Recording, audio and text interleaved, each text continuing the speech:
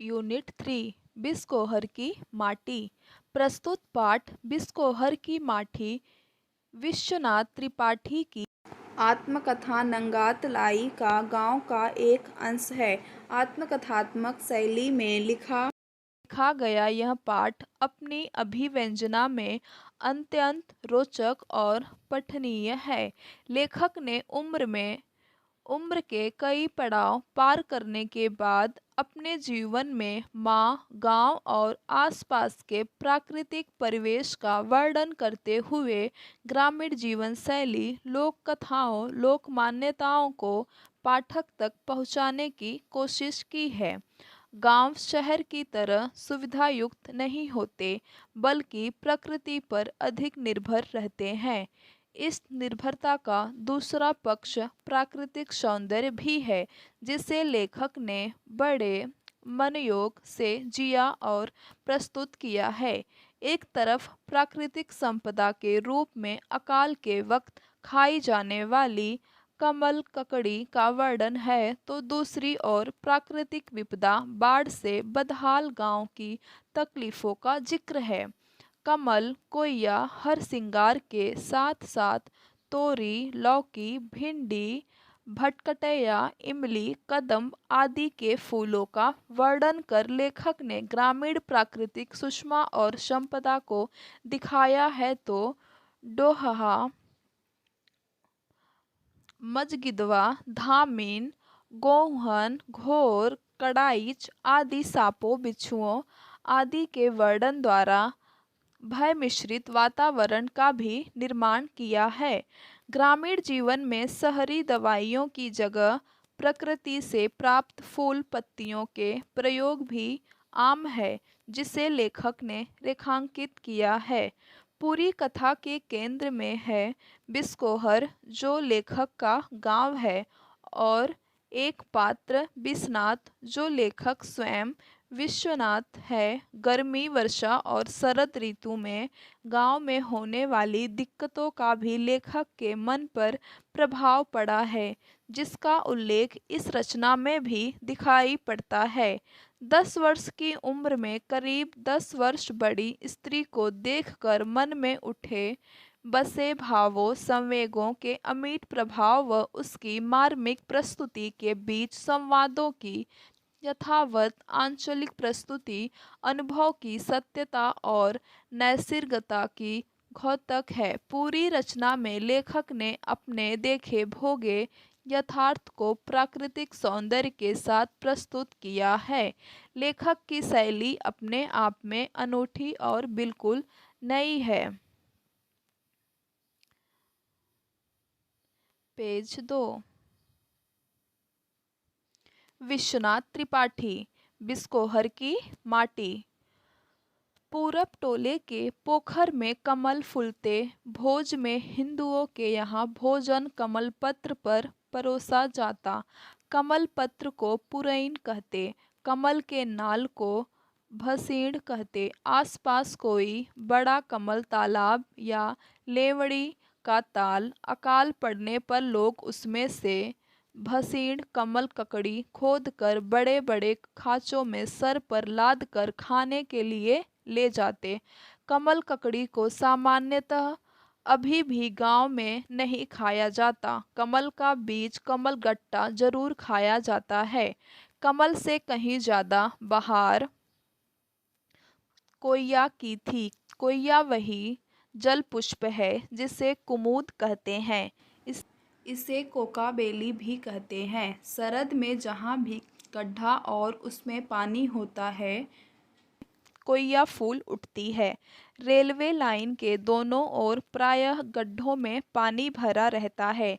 आप उत्तर भारत में इसे प्रायः सर्वत्र पाएंगे। बिस्नाथ बहुत दिनों समझते थे कि कोइया सिर्फ हमारे यहाँ का फूल है। एक बार वैष्णो देवी दर्शनार्थ गए, देखा यह पंजाब में भी रेलवे लाइन के दोनों तरफ खिला था। अनवरत निरंतर शरद की चांदनी में सरोवरों में चांदनी का प्रतिबिंब और खिली हुई कोइया की पत्तियां एक हो जाती है। इसकी गंध को जो पसंद करता है वही जानता है कि वह क्या है। इन्हीं दिनों तालाबों में सिंघाड़ा आता है। सिंघाड़े के भी फूल होते हैं, उजले, और उसमें उनमें गंध भी होती है। बीसनाथ को सिंघाड़े के फूलों से भरे हुए तालाब से गंध के साथ एक हल्की सी आवाज भी सुनाई देती है। वे घूम घूम कर तालाबों से आती हुई वह गंध मिश्रित आवाज सुनते। सिंघाड़ा जब बतिया छोटा दुधिया होता है तब उसमें वह गंध भी होती है, और शरद में ही हर श्रृंगार फूलता है। पितृ पक्ष में मालिन दाई घर के दरवाजे पर हर श्रृंगार की राशि रख जाती थी तो खड़ी बोली हुई गांव की बोली में कुरई जात रही। बहुत ढेर सारे फूल मानो इकट्ठे ही अनायास उनसे गिर पड़ते थे। कुरई देना है तो सकर्मक, लेकिन सहजरता अकर्मक की है। गांव में ज्ञात अज्ञात वनस्पतियों, जल के विविध रूपों और मिट्टी के अनेक वर्णों आकारों का एक ऐसा समस्त वातावरण था जो सजीव था। बीसनाथ आदि बच्चे उसे छूते पहचानते, उससे बतियाते थे। सभी चीजें प्रत्येक चीज में थी और प्रत्येक सब में। आकाश भी अपने गांव का ही एक टोला लगता। चंदा मामा थे, उसमें एक बुढ़िया थी जो बच्चों की दादी की सहेली भी थी। माँ आंचल में छिपाकर दूध पिलाती थी। बच्चे को माँ का दूध पीना सिर्फ दूध पीना नहीं, माँ से बच्चे के सारे संबंधों का जीवन चरित होना है। बच्चा सुबकता है, रोता है, माँ को मारता है, माँ भी कभी कभी मारती है। बच्चा चिपटा रहता है, माँ चिपटाए रहती है। बच्चा माँ के पेट का स्पर्श गंध भोगता रहता है, पेट में अपनी जगह जैसे ढूंढता रहता है। बीसनाथ ने एक बार जोर से काट लिया। माँ ने जोर से थप्पड़ मारा, फिर पास में बैठी नाउन से कहा, दांत निकाले हैं, टीसत है। बच्चे दांत निकालते हैं तब हर चीज को दांत से यूं ही काटते हैं, वही टीसना है। चांदनी रात में खटिया पर लेटी माँ बच्चे को दूध पिला रही है। बच्चा दूध ही नहीं, चांदनी भी पी रहा है।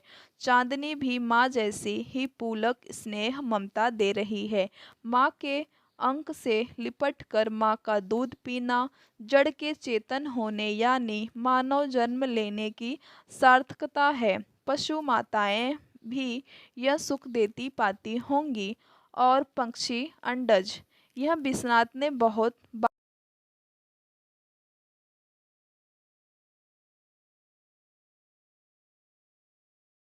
थी। बतख अंडा देने को होती तो पानी छोड़कर जमीन पर आ जाती। इसके लिए एक सुरक्षित कांटेदार बाड़ा था। देखा, एक बतख कई अंडों को से रही है। पंख फुलाए उन्हें छिपाए हैं, दुनिया से बचाए हैं। एक कौवा थोड़ी दूर ताक में, बतख की चोंच सख्त होती है, अंडों की खोल नाजुक। कुछ अंडे बतख माँ के डैनों से बाहर छिटक जाते। बतख उन्हें चोंच से इतनी सतर्कता कोमलता से डैनों के अंदर फिर छुपा लेती थी कि बस आप देखते रहिए, कुछ कह नहीं सकते इसे, से सारद भी नहीं बयान कर सकते। और माँ की निगाह कौवे की ताक पर भी थी। कभी कभी वह अंडों को बड़ी सतर्कता से उलटती पलटती भी। किसने दी बीसनाथ की माँ और बतख की माँ को इतनी ममता? जैसे पानी बहता है, हवा चलती है, वैसे ही माँ में बच्चों की ममता। प्रकृति में ही सब कुछ है। बड़ जड़ चेतन में रूपांतरित होकर क्या क्या अंतर्बाह्य गढ़ता है, लीलाचारी होता है। गुरुवर हजारी प्रसाद द्विवेदी प्रायः कहते हैं, क्या यह सब बिना किसी प्रयोजन के है, बिना किसी उद्देश्य के है? होगा कोई महान निहित उद्देश्य प्रयोजन, लेकिन अभी तो बुश ब्लेयर ने इराक फतह किया है। कहा माँ का बच्चे को दूध पिलाना, कहा बतख का अंडा सेना। बेसनाथ पर अत्याचार हो गया जब वह दूध पीने वाले ही थे कि छोटा भाई आ गया। बेसनाथ दूध कटहा हो गया, उनका दूध कट गया। माँ के दूध पर छोटे भाई का कब्जा हो गया। छोटा भाई हो हुमक हुमक कर अम्मा का दूध पीता और बीसनाथ गाय का बेस्वाद दूध। कसेरीन दाई पड़ोस में रहती थी। बीसनाथ को उन्होंने ही पाला पोसा। सुई की डोरी से बनी हुई कथरी सुजनी कहलाती है। साफ शफाक सुजनी पर कसेरीन दाई के साथ लेटे 3 बरस के बीसनाथ चांद को देखते रहते। लगता है उसे हाथ से छू रहे हैं, उसे खा रहे हैं, उससे बातें कर रहे हैं। वह धुक धुक करके चलता रहता, बादल में छिप जाता, फिर उसमें से निकल आता। इमली के छतनार पेड़ के अंतरालों से छनकर चांदनी के कितने टुकड़े बिखरते। शीशम की फुनगी और फुनगी को चांदनी कैसे चूमती। फूलों की बात हो रही थी, कमल कोया हर सिंगार की, लेकिन ये तो फूल है। और फूल कहे जाते हैं, ऐसे कितने फूल थे जिनकी चर्चा फूलों के रूप में नहीं होती। और ये और हैं वे असली फूल, तोरी, लौकी, भिंडी, भटकटिया, इमली, अमरूद, कदम, बैगन, कोहड़ा, काशीफल, शरीफा, आम के बौर, कटहल, बैला, चमेली, जूही वाला बैला नहीं, अरहर, उड़द, चना, मसूर, मटर के फूल, सेमल के फूल, कदम कदम,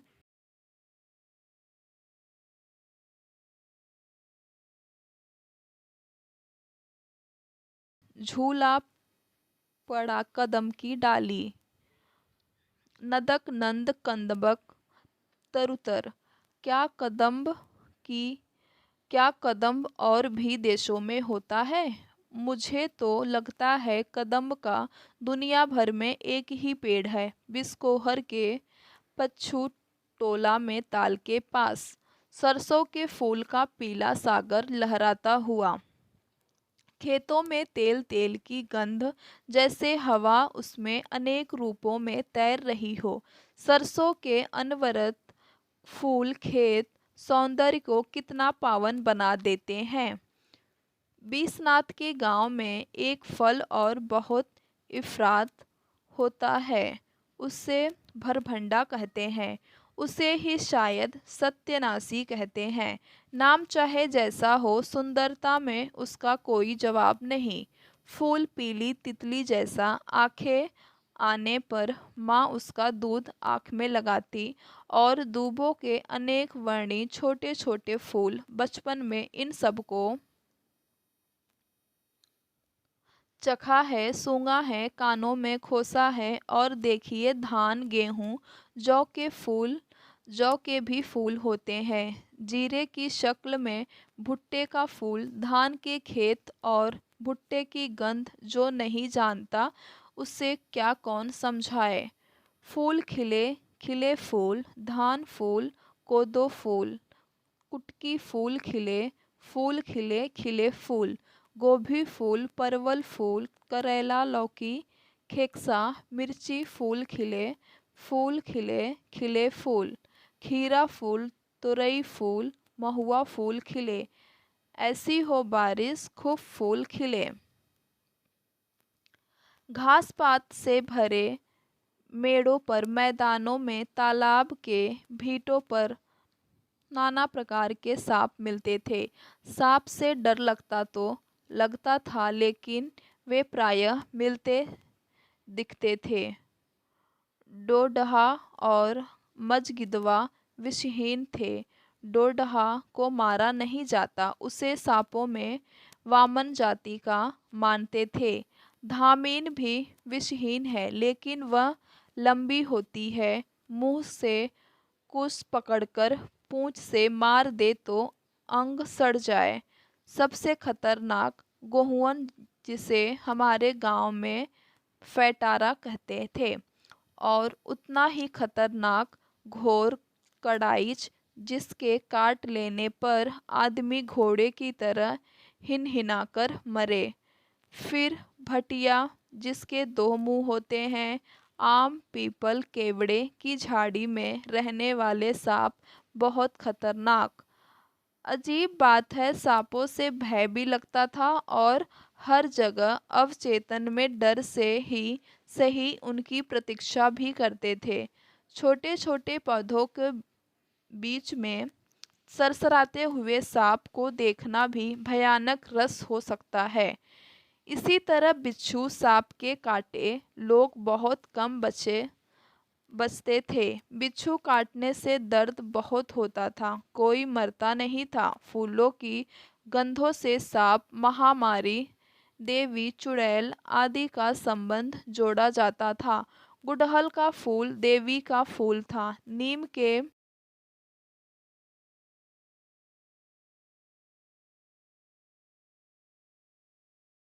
होते हैं और उनकी गंध वन्य मादक होती है। बसंत में फूल आते हैं। बेर का फूल सूंघकर बर्रे ततैया का डंक झड़ जाता है। तब उन्हें हाथ से पकड़ लेते, उन्हें जेब में भर लेते, उनकी कमर में धागा बांधकर लड़ाते।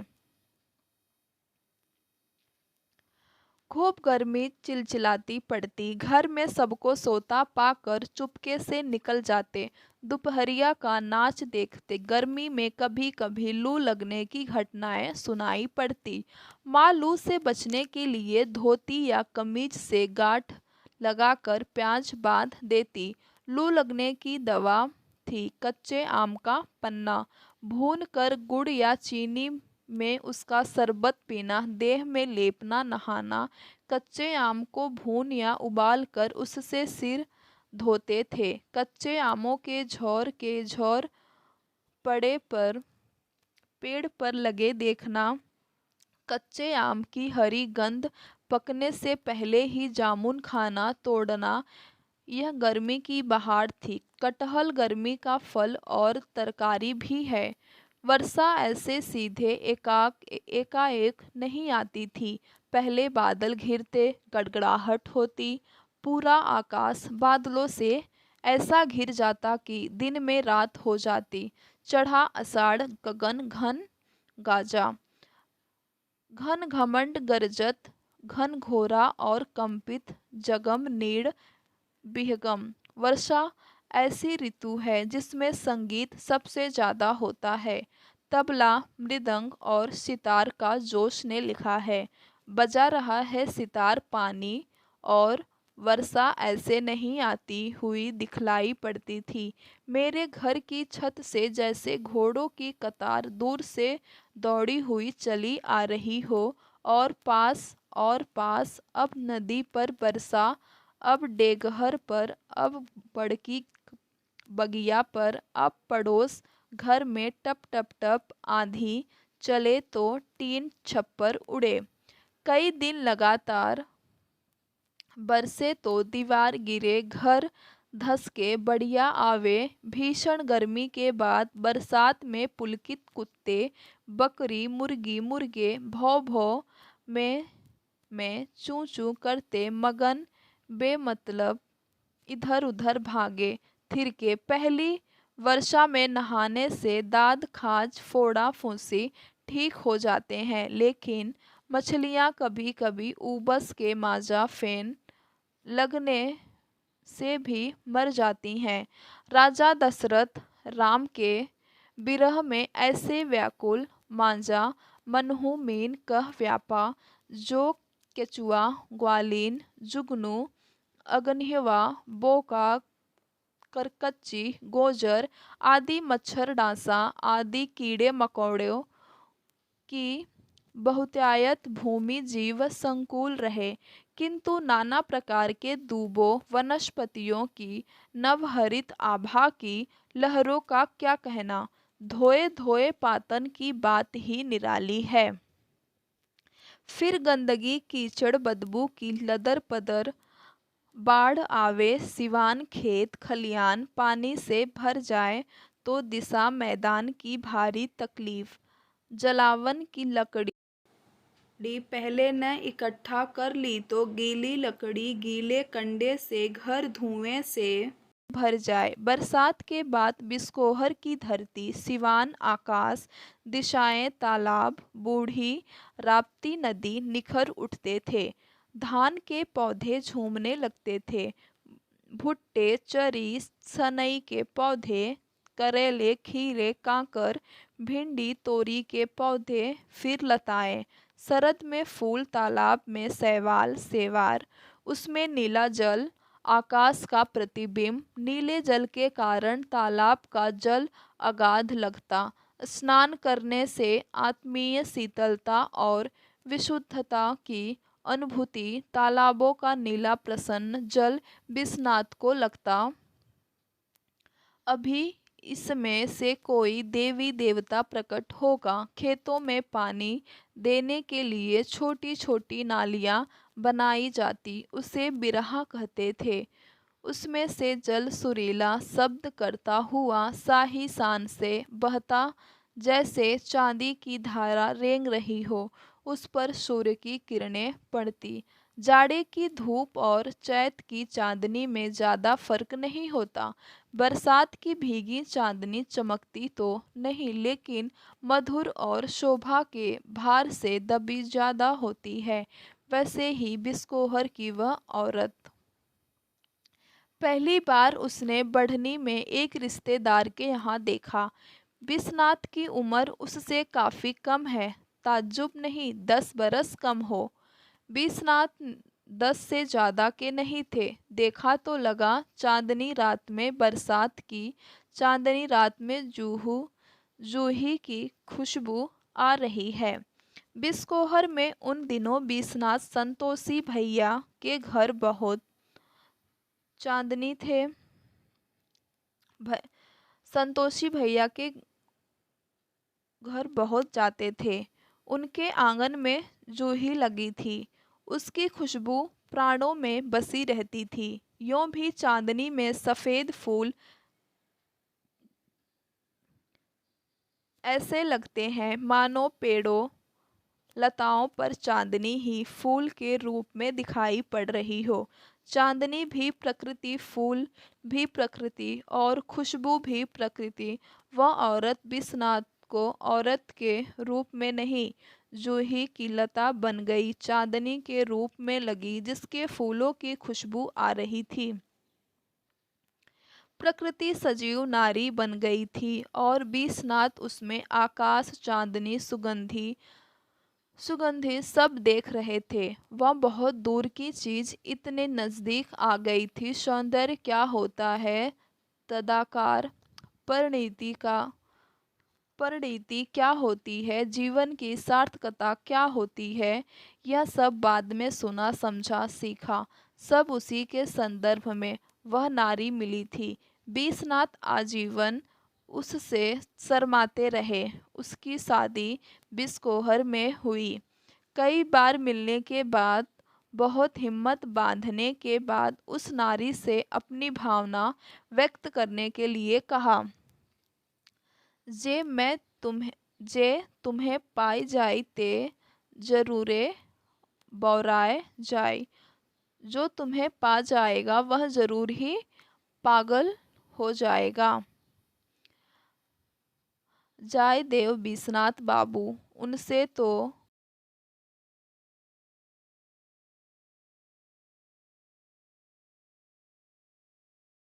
नहीं सकते कि बिस्कोहर से अच्छा कोई गांव हो सकता है और बिस्कोहर से ज़्यादा सुंदर कहीं की औरत हो सकती है। विश्वनाथ को अपनी माँ के पेट का रंग हल्दी मिलाकर बनाई गई पूड़ी का रंग लगता। गंध दूध की पीता के कुर्ते को ज़रूर सूंघते। उसमें पसीने का बू बहुत अच्छी लगती। नारी शरीर से उन्हें बिस्कोहर की ही फसलों वनस्पतियों की उत्कट गंध आती है। तालाब की चिकनी मिट्टी की गंध, गेहूँ, भुट्टा, खीरा की गंध या पुआल की होती है। फूले हुए नीम की गंध को नारी शरीर या श्रृंगार से कभी नहीं जोड़ सकते। वह गंध मादक, गंभीर और असीमित की ओर ले जाने वाली होती है। संगीत गंध बच्चे बीसनाथ के लिए सबसे बड़े सेतु हैं। काल इतिहास को पार करने के बड़े गुलाम अली खां साहब ने एक पहाड़ी ठुमरी गाई है। अब तो आओ साजन सुने अकेले में या याद करे इस ठुमरी को तो रुलाई आती है। और वही औरत इसमें व्याकुल नजर आती है। अप्राप्ति की कितनी और कैसी प्राप्तियां होती हैं। वह सफ़ेद रंग की साड़ी पहने रहती है, घने काले केस संवारे हुए हैं, आँखों में पता नहीं कैसी आर्द्र व्यथा है। वह सिर्फ इंतजार करती है। संगीत, नृत्य, मूर्ति, कविता, स्थापत्य, चित्र, गरज की हर कला रूप से आस्वाद में वह मौजूद है। बीसनाथ के लिए हर दुख सुख से जोड़ने की सेतु है। इस स्मृति के साथ मृत्यु का बोध अजीब तौर पर जुड़ा हुआ है।